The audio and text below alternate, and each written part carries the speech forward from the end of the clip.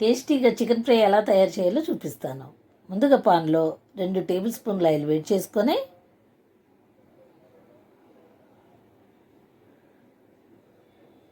దాల్చిన చెక్క, బిర్యానీ ఆకు, 1 టీ స్పూన్ సోంపు వేసుకోవాలి.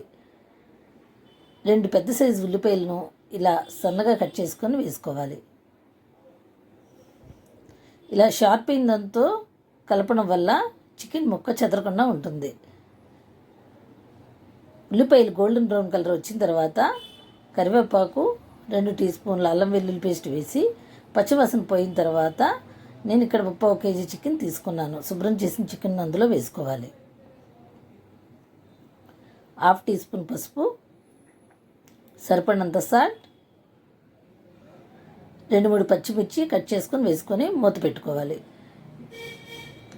హై ఫ్లేమ్లో 2-3 నిమిషాలు వాటర్ అంతా ఇంకిపోయిన తర్వాత సరిపడినంత కారం వేసుకొని టీ స్పూన్ ధనియా పౌడర్, టీ స్పూన్ జీలకర్ర powder, teaspoon garam masala వేసుకొని మరొకసారి కలుపుకోవాలి. 1/4 గ్లాస్ వాటర్ యాడ్ చేసి మరల మూత పెట్టుకోవాలి. మీడియం ఫ్లేమ్లో 2 నిమిషాలు అయిపోయిన తర్వాత 1 టీ స్పూన్ చింతపండు జ్యూస్ను కూడా యాడ్ చేసుకోవాలి. ధనాసం ఫుడ్ ఛానల్ని సబ్స్క్రైబ్ చేయండి.